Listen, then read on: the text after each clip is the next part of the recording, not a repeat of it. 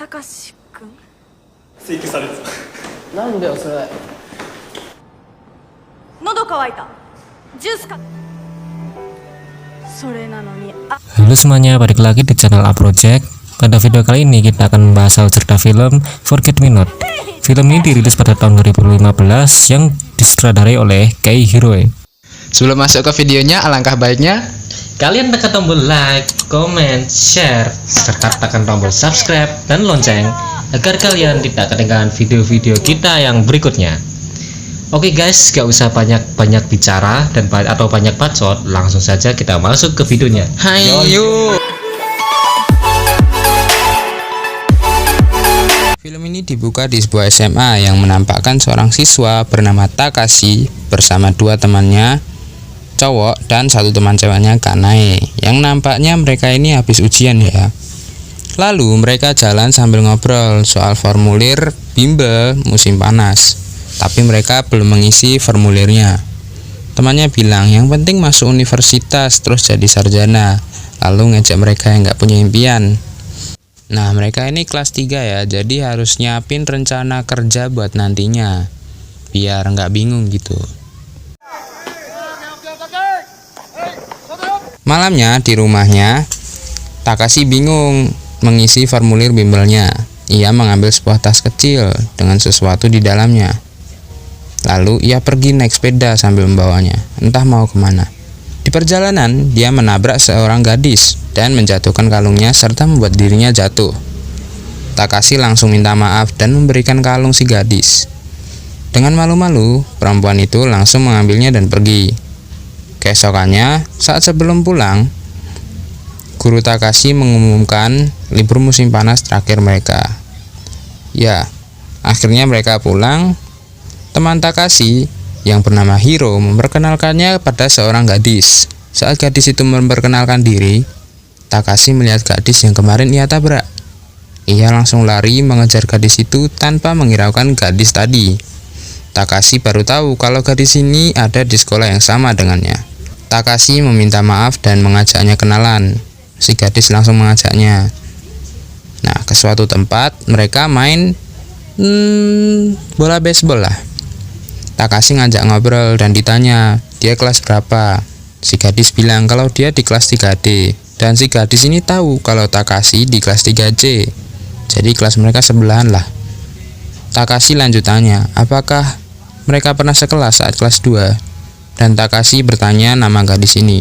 Tapi si gadis ini malah kayak panik gitu, terus lari dan alasannya mau minum jus. Lalu adegan beralih ke tempat bimbel. Selama liburan musim panas, Takashi mengisi liburannya dengan ikut bimbel. Takashi masuk lalu duduk di sebelah temannya. Setelah bimbel selesai, Takashi mengajak temannya ke kantin, tapi temannya nggak bisa karena ada les belajar. Saat mengucapkan selamat tinggal pada temannya, di belakangnya ada si gadis. Mereka pun pergi jalan. Si gadis mengajak Takashi ke suatu tempat yang sering dikunjungi oleh si gadis. Takashi menanyakan nama si gadis. Takashi juga memperkenalkan dirinya sendiri. Dan Takashi bilang, kalau si gadis dari kelas D, berarti kenal Kanae dong. Takashi laki-laki tanya namanya. Si gadis menjawab, agar Takashi tidak melupakan namanya. Tentu saja Takashi mengiyakan, dan gadis ini menyuruhnya berjanji agar tidak melupakan namanya. Dan Takashi setuju. Oribe Azusa, ucap si gadis. Ya, namanya Azusa. Takashi memuji namanya. Azusa tersipu malu, dan ia bilang kalau ia lapar. Takashi mengajaknya ke kedai milik Hiro, dan nyuruh Azusa nunggu di luar. Azusa melihat pelayan perempuan yang cantik, yang sepertinya membuatnya sedih. Saat Takashi keluar memanggil Azusa, Azusa malah menghilang. Esoknya, setelah pulang bimbel, Kanae ngajak Takashi tuh ke sebuah kafe. Mereka memesan minum masing-masing. Lalu mereka pun ngobrol-ngobrol soal sekolah. Saat Kanae sedang pergi cuci tangan, tiba-tiba si Azusa datang tuh, duduk di depan Takashi. Azusa pun bertanya kepada Takashi, apakah Takashi masih mengingat dia atau Azusa? Takashi pun langsung mengucap Azusa atau namanya. Takashi bertanya, ngapain kok kesini? Azusa meminta maaf. dan bertanya apakah mereka masih bisa berteman. Takashi pun baru menjawab tidak, tapi keburu Kanae datang, si Azusa pun langsung pergi. Takashi pun menyusul Azusa. Azusa mengajaknya jalan-jalan. Mereka ke tempat dekat mereka tabrakan waktu itu. Azusa pun bilang kalau sepertinya Takashi telah menemukan potongan puzzle-nya. Dan Azusa berharap jika itu adalah dirinya, atau maksudnya pacarnya gitu loh. Pacarnya si Takashi itu, potongan puzzle-nya itu. Takashi pun bilang kalau itu Kanae, teman sekelas Azusa dan teman baik Takashi. Takashi pun meminta nomor ponselnya si Azusa, tapi si Azusa malah bilang kalau dia tidak punya ponsel. Azusa pun bertanya, apakah Takashi tahu tempat ini? Tapi Takashi malah bingung.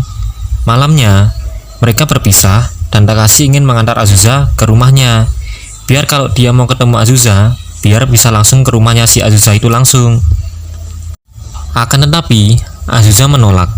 Dan Takashi bertanya gimana caranya mereka bisa bertemu jika Takashi tidak mengetahui rumahnya si Azusa. Azusa pun menjawab kalau dia akan berusaha bertemu dengan Takashi kalau beruntung, kata Azusa. Takashi pun mengiyakan meski bingung. Azusa langsung mengecup pipinya Takashi dan berkata terima kasih. Takashi pun mengajaknya ke perkemahan besok. Azusa pun mau dan mereka pun berpisah. Azusa tiba di rumahnya. Ia cuma disambut sama ayahnya.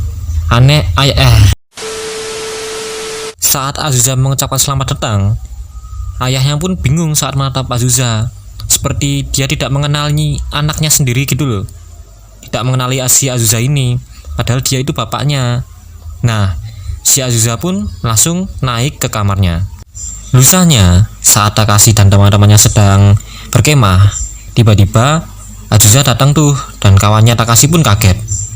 Takashi pun mengenalkan Azusa dan bilang kalau mereka satu sekolah. Tapi Kanae bingung. Nah, Azusa bilang kalau dia kelas D. Nah, di sini letak keanehannya muncul. Kanae dan temannya ini dia kelas D, tapi mereka tidak mengenali si Azusa itu. Nah, Kanae pun bertanya, siapa Azusa? Azusa malah kabur, disusul Takashi. Takashi pun mengejar Azusa. Di sini, Takashi minta penjelasan padanya. Azusa pun malah bertanya, apakah Takashi dan semua orang lupa tentangnya? Takashi pun bingung. Harusnya dia dan Kanae saling kenal, soalnya mereka itu satu sekolah. Apalagi Kanae dan temannya tadi itu satu kelas. Nah, lanjut, Azusa menjelaskan semenjak semester 2. Keluarganya dan temannya mulai melupakannya, bahkan semua hal yang dilakukannya hilang dalam sekejap. Awalnya, mereka tak kenal, wajahnya lalu perlahan jadi lupa. Dan setelah liburan musim semi berakhir, semua orang lupa tentangnya. Bahkan, ayahnya pun sendiri juga lupa dengan Azusa. Takashi pun seperti tidak percaya sih, ya emang tidak percaya sih sebenarnya. Dan Azusa bertanya, apakah Takashi mengingatnya? Takashi pun menganggukkan seakan-akan dia menjawab iya gitu loh. Nah, itu karena Takashi spesial, kata Azusa. Karena dia bisa mengingat Azusa, jadi Azusa menganggap Takashi itu spesial. Nah, Takashi masih tak percaya karena ia masih ingat Azusa, dan Takashi pun balik ke tempat kemah. Besoknya saat bimbel, Takashi meminta maaf pada temannya yang ikut berkemah kemarin. Temannya pun bingung, minta maaf soal apa? Tentang Azusa, jawab Takashi. Azusa siapa? Lanjut temannya yang seolah tidak tahu. Takashi pun heran dan bingung. Pulangnya, ia bergegas ke kelas Azusa. Di sana ia mencari tahu soal Azusa dan menemukan bukunya di laci mejanya. Di saat yang sama, datang seorang guru olahraga. Takashi pun bertanya soal Azusa ke guru tersebut, tapi gurunya juga nggak tahu kalau ada siswi yang bernamanya Azusa. Sambil menunjukkan buku milik Azusa, Pak guru ini pun masih tidak mengingatnya. Takashi pun langsung bergegas mencari Azusa, dan mereka bertemu di overpass dengan Azusa yang sedih di sana. Di situ pun Takashi langsung tanya, apa penyebab kutukan Azusa ini sehingga orang-orang bisa melupakan si Azusa ini? Azusa pun bilang kalau semua orang yang dia temui pasti akan melupakannya. Sama halnya kematian yang adalah absurditas yang alasannya tidak bisa diketahui. Dia sendiri pun juga gak tahu. Takashi berkata kalau dia tak akan pernah melupakan Azusa selamanya. Dan ia meneriakinya. Mereka pun tertawa dan Takashi memeluknya. Esoknya di tempat bimbel, Takashi menulis nama Azusa di bukunya. Di tempat lain, Azusa sedang bekerja sebagai relawan di Panti Jompo. Beda dengan Takashi yang mengisi liburannya dengan belajar di bimbel, Azusa mengisi liburannya dengan menjadi relawan di Panti Jompo. Lalu Shin beralih ke Takashi dan Azusa yang pergi ke tempat sewa DVD. Dan Takashi pun bertanya, kemana Azusa akan pergi waktu mereka bertabrakan? Azusa pun menjawab kalau dia mau ke tempat sewa DVD. Ternyata waktu itu Takashi juga mau sewa DVD. Setelah itu mereka berdua pergi ke tempat Azusa yang sering Azusa kunjungi. Dan Takashi pun mengabadikan momen-momen mereka lewat video. Dan mereka berdua pun jalan-jalan. Mereka akhirnya sering menghabiskan waktu bersama sambil direkam oleh Takashi. Pada satu momen, Azusa mengucapkan ulang tahunnya yang jatuh pada tanggal 1 September. Di atas gedung, mereka pun berduaan. Lalu, Azusa menempelkan hancaplas pada punggung tangan Takashi. Azusa pun bilang, kalau Takashi sampai melepas hancaplasnya, Azusa bakal selingkuh. Lalu, Takashi merasa kalau dirinya tidak berguna. Akan tetapi, Azusa bilang kalau mereka berdua adalah peneliti film. Shin beralih ke Takashi yang datang ke Panti Jompo tempat Azusa menjadi relawan. Sambil nungguin Azusa, Takashi ikut membantu mengurus orang-orang tua. Sehabis dari Panti Jompo, Azusa diajak makan bareng Takashi dan keluarganya di rumah. Azusa pun dikenalkan ke mereka. Di sana, Azusa bercengkrama asik. Setelah itu, mereka main kembang api. Takashi disuruh ngambil air sama kakaknya. Nah, saat mengambil air, ditampakkan foto Azusa yang memakai baju SMA bareng keluarga Takashi. Di sini, rambut Takashi terlihat lebih pendek. Jadi mereka pernah foto bersama. Sesudah itu Takashi mengantar Azusa ke depan stasiun dan berjanji akan memukul keluarganya jika lupa tentang Azusa. Takashi juga mengajak Azusa merayakan ulang tahunnya yang bertepatan dengan hari pertama masuk sekolah. Maka dari itu, sepulang sekolah, Takashi ingin merayakannya. Azusa senang dan minta diajak ke Koibito no Oka atau Bukit Kekasih. Takashi mengiyakan meski sambil mengejek, lebay sekali. Azusa berpesan agar Takashi tak lupa. Ia takkan mungkin lupa, jawab Takashi. Mereka berdua pun berciuman. Sesampainya di rumah, Takashi buka kulkas dan nemu kue yang nggak tahu punya siapa. Ia mengambilnya lalu dimakan di kamarnya. Ia membuka video HP-nya dan menyetel video Azusa. Video itu berisi Azusa yang memilih kue untuk diberikan ke keluarganya Takashi. Azusa memilih cheesecake serta coklat. Rupanya Takashi sudah lupa tentang Azusa. Padahal kue yang dimakannya itu juga dari Azusa. Takashi bingung sampai-sampai ia tak bisa tidur semalaman. Setelah itu ia pergi ke bimbel. Ia mendapati bukunya ada tulisan Oribe Azusa. Tak berselang lama alarmnya berbunyi dan bertuliskan ketemuan dengan Azusa di depan stasiun. Setelah bimbel selesai, ia langsung ke depan stasiun sambil memutar video Azusa. Takashi kebingungan mencari Azusa, tapi akhirnya mereka ketemu.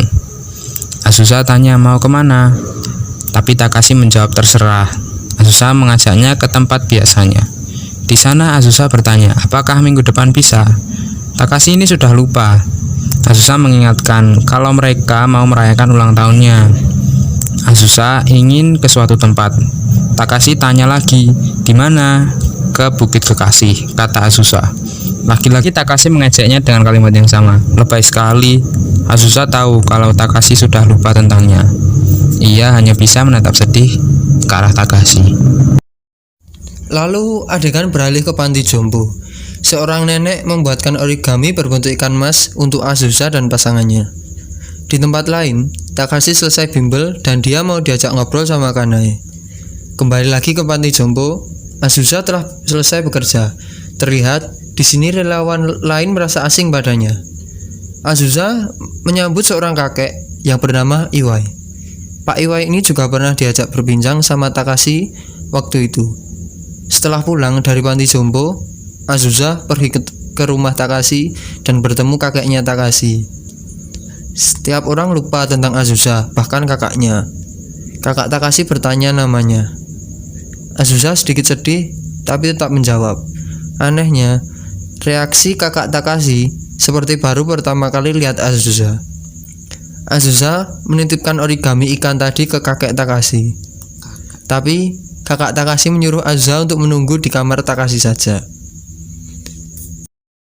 Di tempat lain, Takashi ngobrol sama Kanai. Kanai mengungkapkan rasanya tapi ditolak sama Takashi. Kanai tanya, apakah kamu punya perempuan yang sudah dia sukai? Dan apakah Kanai kenal atau satu sekolah? Takashi malah bingung. Lalu di saat yang sama, Azusa masuk ke kamar Takashi. Di dalamnya, Azusa mendapati banyak foto serta catatan tentang kenangan bersama Azusa. Sampai-sampai ada tulisan ciri-ciri Azusa dan ada pula tulisan soal plester luka Takashi yang waktu itu. Dan juga ada tulisan, aku pasti tidak akan melupakan Oribe Azusa. Azusa menangis karena ini artinya Takashi sudah lupa tentangnya. Takashi akhirnya pulang dan masuk ke kamarnya. Ternyata Azusa sudah tidak ada dan semua foto dan tulisan tentang Azusa sudah hilang diambil Azusa. Takashi benar-benar sudah lupa, bahkan tidak ingat kalau ada tulisan dan foto-foto di dindingnya sudah hilang. Ia juga melepas plester luka yang diberikan Azusa waktu itu. Azusa makan dan bersandau gurau bersama keluarganya. Di rumah Azusa, barang-barang di rumahnya sudah dikemasi. Rupanya ayah Azusa menjual rumahnya untuk bayar hutang. Lalu Azusa kembali ke panti jompo untuk mengucapkan selamat tinggal ke Pak Iwai, karena ini hari bekerjanya yang terakhir. Pak Iwai juga bilang ini hari terakhirnya juga, karena istrinya harus dirawat karena ingatannya memburuk. Istrinya yang waktu itu yang membuatkan origami untuk Azusa. Katanya istrinya selalu lupa dengannya dan selalu tanya nama Pak Iwai. Tapi Pak Iwai sudah rela karena meskipun istrinya lupa soal dia, hal itu tak akan bisa merampas waktu yang mereka lewati berdua. Mendengar hal itu, Azusa merasa terenyuh. Takashi akhirnya masuk sekolah, dan sepulang sekolah ia dan teman-temannya di pinggir lapangan football. Hiro tanya apakah foto kenangan kelas 2 masih ada di Takashi. Masih ada katanya, dan Hiro minta dikirimkan foto-foto itu karena Hiro disuruh bikin album kenangan. Sesampainya di kamar, Takashi membuka laptopnya yang terdapat file yang bertuliskan Oribe Azusa. Waktu dibuka, ternyata berisi video Azusa memperkenalkan diri saat masih kelas 2F. Tak lupa mengucapkan tanggal ulang tahunnya, 1 September. Takashi merasa asing dengan Azusa. Di video lain ditampakkan Takashi gantian mengenalkan diri yang ternyata mereka dulu satu kelas dengan Azusa, yaitu 2F. Di video itu mereka memperingati hari jadian mereka yang sudah sebulan. Ternyata dulu Azusa dan Takashi memang sudah pernah pacaran, tapi Takashi sudah lupa. Bahkan Azusa pernah bekerja sebagai pelayan di toko Hiro. Itu kenapa dia seperti sedih saat melihat pelayan yang di toko Hiro pas di awal film. Dulunya juga Azusa pernah dikenalkan ke keluarga Takashi, dan juga mereka dulu sering sewa DVD bareng. Di dalam video ini mereka terlihat mesra. Takashi disuruh membuat deklarasi di dalam video itu, dan Takashi memang dulu ingin menjadi sutradara. Di file lain juga ada video yang berisi Azusa yang diberi kado oleh Takashi yang berisi kalung yang selama ini selalu dipakai oleh Azusa. Kalung itu dipakai dan Takashi mengajaknya untuk ke tempat ini 1 tahun berikutnya. Tempat inilah yang dimaksud Bukit Kekasih oleh Azusa. Tiba-tiba alarm HP-nya berbunyi yang bertuliskan ulang tahun Azusa. Takashi langsung bergegas pergi ke tempat mereka janjian tanpa mematikan laptopnya. Di Bukit Kekasih, Azusa menunggu Takashi dengan mengenakan kalungnya. Nah, laptopnya masih ada video Azusa yang masih disetel tuh. Azusa mengucapkan salam perpisahan. dibarengi adegan Takashi yang bergegas ke bukit kekasih.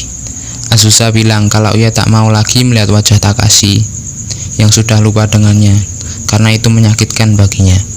Meski begitu, Azusa senang bisa mengenalnya, dibarengi adegan Azusa yang memandangi kota. Azusa juga bilang kalau waktu itu Takashi tak akan melupakannya dan terus ingin berada di sisinya. Azusa menutup video dengan menyebut nama Takashi sambil menangis. Takashi mengayuh sepedanya sambil menyebut nama Azusa, dan akhirnya dia tiba di bukit kekasih. Ia langsung mencari Azusa, tapi ia tak ada di sana. Azusa ada, tapi hanya melihat Takashi yang kebingungan dari kejauhan. Malam pun tiba, Takashi duduk di sana menunggu Azusa sambil terus menyebut namanya. Azusa pun datang. Takashi bingung sebab ia sudah lupa wajah Azusa. Azusa berbohong. Ia mengaku kalau dia disuruh Azusa untuk menyampaikan pesan. Takashi tanya, "Di mana Azusa?" Azusa menjawab kalau dia tak bisa datang ke sini. Takashi menanyakan keberadaannya karena ia ingin bertemu. Takashi bilang kalau dia telah melupakannya, padahal ia berjanji untuk tidak melupakannya. Tetapi ia malah melupakannya dan melukai hatinya. Azusa menahan tangisnya dan berpesan kalau dia cuma menyampaikan pesan saat hendak pergi. Azusa berkata, "Terima kasih," dan berkata kalau dia bersyukur, lalu mengucap selamat tinggal pada Takashi. Takashi melihat foto di HP-nya yang jatuh. Terdapat foto Azusa. Takashi sadar dan langsung mengejar Azusa. Sayangnya, Azusa sudah tak ada di sana. Takashi berlari mencari Azusa sambil berteriak, "Maafkan aku." Film pun ditutup dengan tulisan, "Berjanjilah, kau tidak akan melupakanku." Film pun selesai. Oke semuanya, terima kasih sudah menonton video kita yang membahas alur cerita film Forget Me Not. Terus support channel kami ya, agar kami semangat untuk membuat video-video berikutnya. Oke, semua bitches-bitchesku, ya anjing. Salam pencinta film, ciao, bye-bye.